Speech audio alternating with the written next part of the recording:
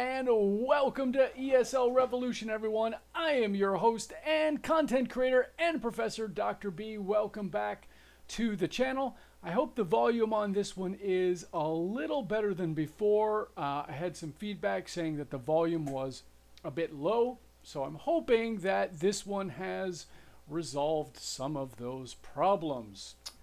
Yes, first world problems, unable to hear what I'm saying. It's a big issue, I gotta say. Anyway, last week I put a video out talking about what I think will be the new normal in terms of classroom after we get back into a post-COVID classroom is what I called it. And what does that classroom look like functionally in order to take the best of what we've done as online teachers and bring the best of that into the classroom and meld the best of the traditional classroom with that. Now, there's a couple things I didn't talk about in that, and I want to discuss those things today. The first thing is there are other facets of the hybrid classroom. One of those is the introduction of technology in the classroom. That's the first thing. And the second thing is I would be remiss to point out that there are, in fact, disadvantages to this. But if you're aware of those disadvantages, I think that at least at the university level, I think those disadvantages can be turned around to actually provide some sense of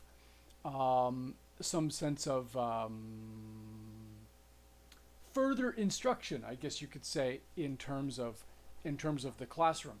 So let me first of all address the technology issue, because as an individual right now, I'm going through, as I mentioned before, I'm going through the Google education system.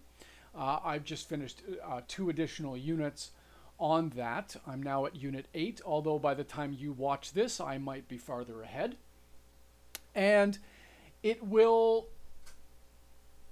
that setup is allowing for the use of particular systems and management systems within the classroom itself. And so for me, not all of the tools that Google Education is offering would actually fit necessarily my situation. As I'm sure if you are using it, maybe you're a teacher in Korea also or somewhere else, and you're using Google Classroom, not just Classroom, but other things, the Google Ed, or the Google Suite, I should say, is what it's called.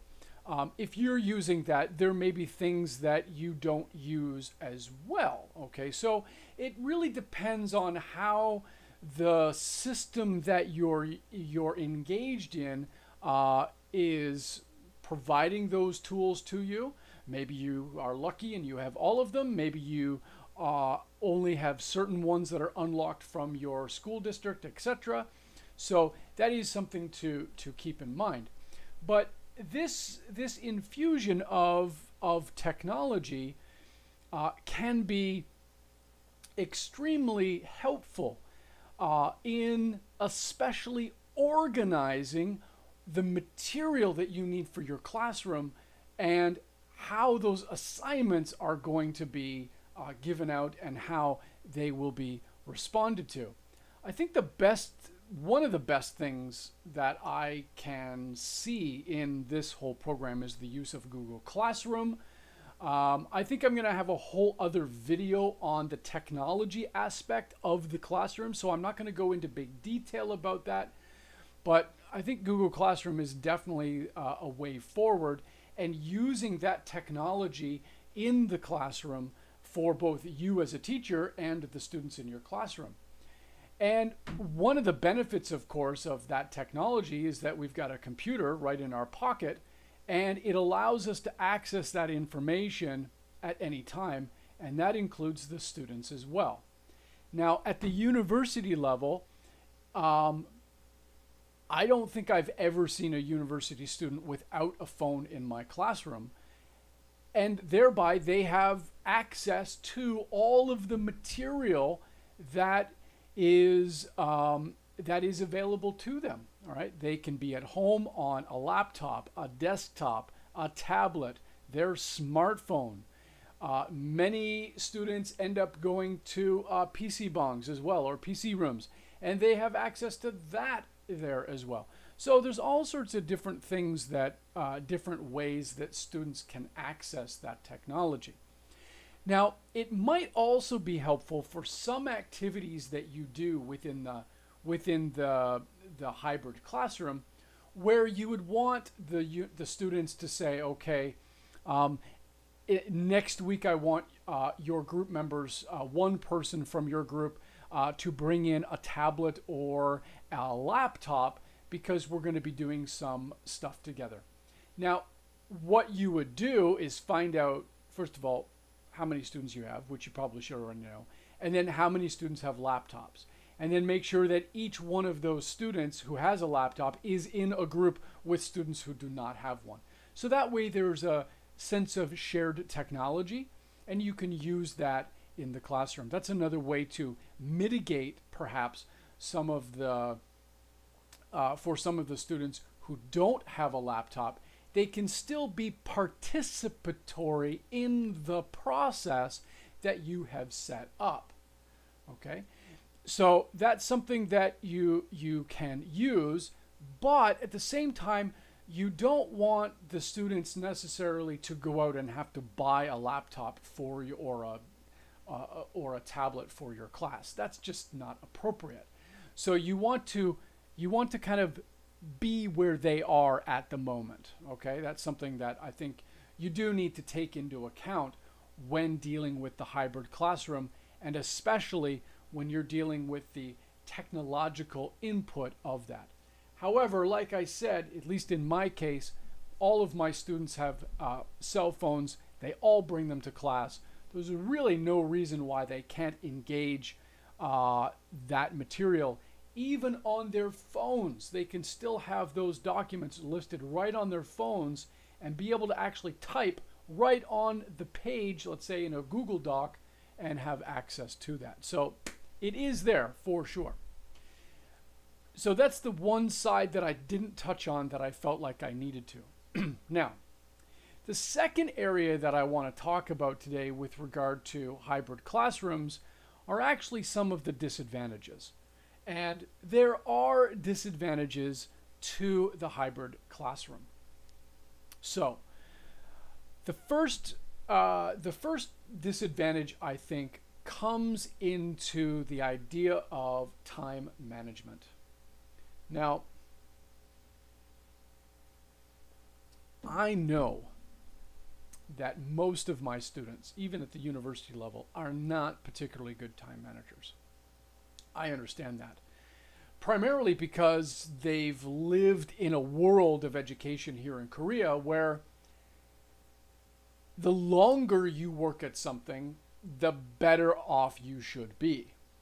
Which is not really quite accurate, because you could be working really hard and getting all the wrong answers, and yet you're spending 5 hours doing it. But you could spend an hour doing that same amount of work because you know what you're doing and be done 4 hours faster. So, how would time management issues come into play in the hybrid classroom? Well, first of all, of course, you have to set aside time outside of the classroom to do the work. You might have a video to watch.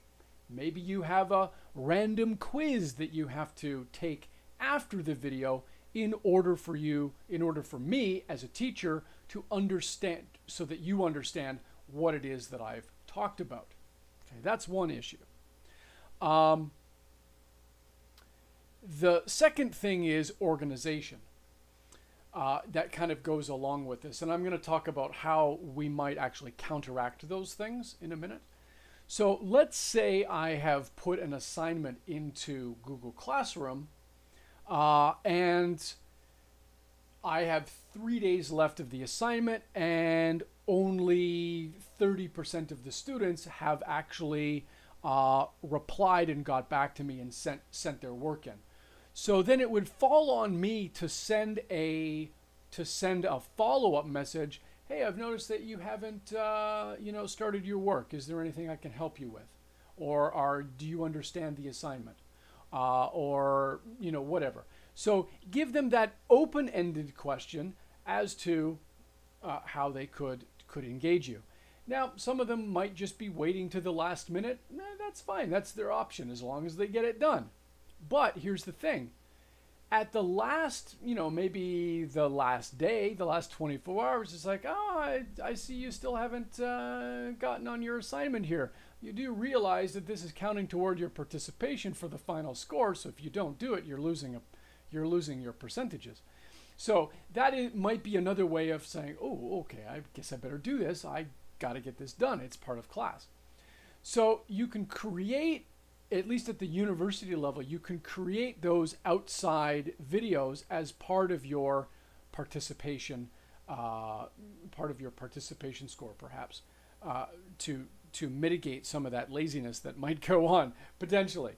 Now, in terms of so that's how you could actually kind of get on them for not doing their work properly. But again, at this level, you really shouldn't be holding their hands all that much. I mean, they are at the university level. The world is not going to hold their hand through their through life. So this is a good teachable moment, I think, where the students can actually be confronted, most likely for the very first time at university, where there are consequences to not doing something. At high school, middle school, elementary, there really aren't any consequences. I mean, students don't fail here. Even if they don't do something well or they don't do it, they still move on. University doesn't work like that. And for some students, this may be a way for them to kind of wake up to the idea that expectations are required. So it's not to be mean about the process, but it might be one of those moments where, if they haven't done anything for 2 or 3 weeks, you could simply go back and say, you do realize you've lost 3% of your participation score, and now you have the difference between a B plus and an A. And that might actually jog their, oh my God, yeah, I should have done this. I'm so sorry, teacher, blah, blah, blah, right? Now, they might go back and do it, but it's overtime. It's past due date, so you don't accept it. At least I don't. Now, the other drawback to the hybrid classroom is there is a level of participation required in the classroom. Now, this is something I think the students will have troubles with, especially at the beginner level of teaching English. Now, there's lots of different tools that we have access to as teachers to bring that language out. Okay? I'm not going to talk about those today. We're professionals. We know how to do that. But that doesn't mean that students are going to necessarily feel encouraged to do so. So, we have the technical terms of L1 and L2, L1 being Korean in this case, L2 being English, and we must also be aware that we are in an EFL environment, not an ESL environment, which as teachers, we must make sure that we understand the nuance between those two things and perhaps move away from what we would use as ESL instruction. Anyway, I believe I put there's a whole series of videos that I've posted on that. Boop, I'll put it right there for you. What time have I got here? 11:42. Okay. So that's one. Now, if they are not participating in class, so they've done the work let's say they've done the work, and then they come to school and we're giving them the PBL type format to engage them in more conversation, but one or two of them are clearly not engaged in the process. You could simply just pull them aside and say, hey, are you having trouble with the material? Do you understand what's being expected of you? Did you do the homework? I see that you did the homework on Google Classroom. Do you have any follow-up questions? Is there something that you don't understand? Well, if they say, I don't understand, or I don't understand X, then say, okay, great. Take that question and go back to the students and ask them and see whether the students might be able to engage in helping you explain. If that explanation doesn't come off well, then they can always come back to you and you can ask again. Okay, so that's a possibility where you are able to spend a little bit more time one-on-one with a student to mitigate that anti-participation in the class. The other thing about participation in this type of format, and in all honesty, in most teaching formats, is you are simply going to have some students who choose not to participate at all. That is very much a possibility, in which case it's very likely that those students are either going to do very poorly in your course or they're going to get an F in your course. Now, there's an old adage in Korean, in English rather, you can take a horse to water, but you can't make them drink. As a teacher, that is one of the go-to things that I have to keep in mind. I cannot make anybody do the work. I can encourage them to do it. I can give them the easiest ways that they can go about doing that work. I can be approachable. I can answer their questions.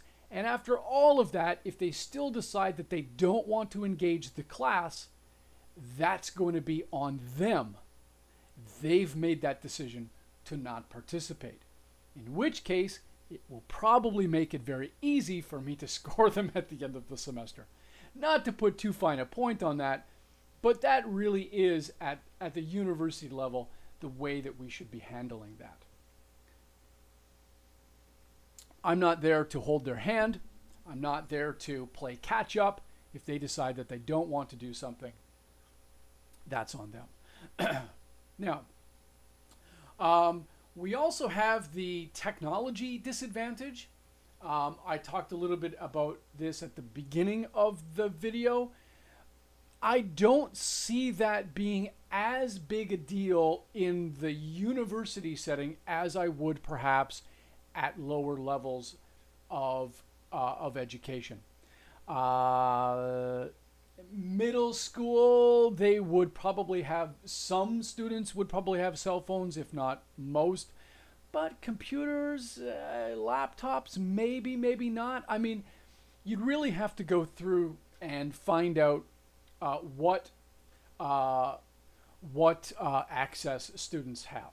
All right, if they don't have technology available to them, then you're going to need to create other models for them to work in. It doesn't mean that you can't use those tools, but it does mean that perhaps they do have limited access to internet, or they have only a specific amount of download or viewing per month. That's something that you're going to have to take into consideration as well. Again, I don't see that as fundamentally an issue here in Korea, but it might be something in your area that you'd have to consider and take into account. Now, the other thing about this is that some students might miss the social aspect of being in a classroom, but this is more on the full online aspect of the hybrid classroom rather than what I am referring to. So, as I had mentioned before, you take the best of the in-class and the best of the offline and the best of the online and put those two things together. I think for our particular situations as universities, teachers, and students, we would be in the classroom. All right, so I don't see that being necessarily a big issue. However, what you can do at the beginning of the class is to do kind of like social activities to build and have them create relationships in the class. something that online is it's hard to do, to be quite honest. And so you could have brain teasers and social activities to allow those networks and those students to begin to gel together. And you're going to start seeing pretty quickly the type of fun that students have in those activities to then extend those into their schoolwork. And perhaps you might even see some friendships get going in your classroom, and might last even outside the classroom. Who knows?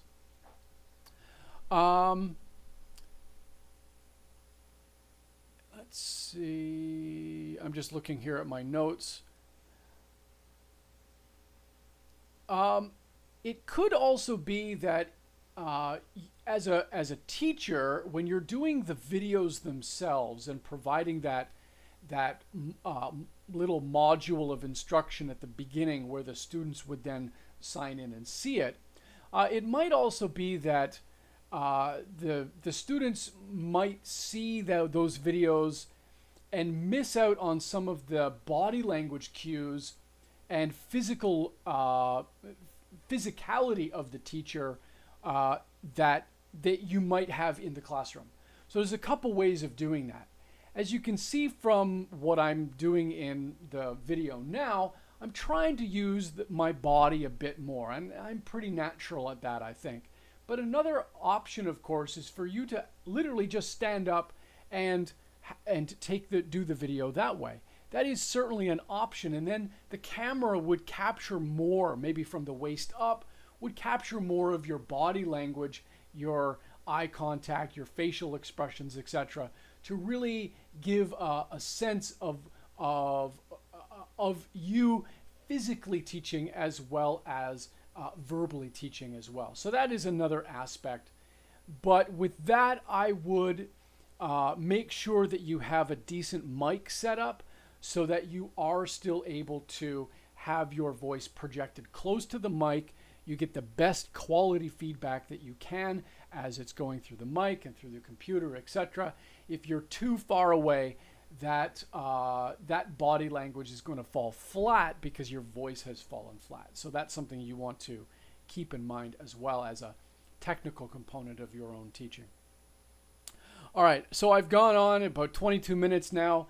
I'm going to stop there, but these are some things that we want to consider as disadvantages and realize that those disadvantages are there, and yet it's our job to limit those disadvantages as much as possible in the classroom.